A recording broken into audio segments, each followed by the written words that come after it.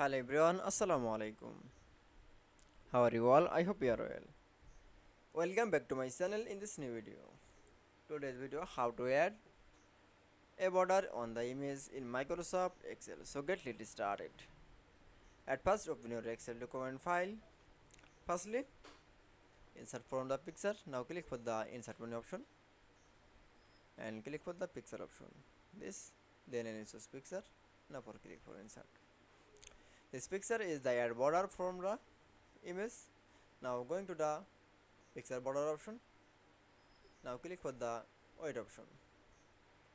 Then click for the for preview. That's it.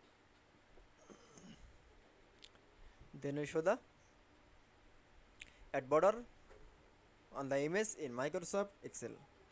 I hope to enjoy the video. Please like, comment, share and subscribe my channel. Thanks for watching.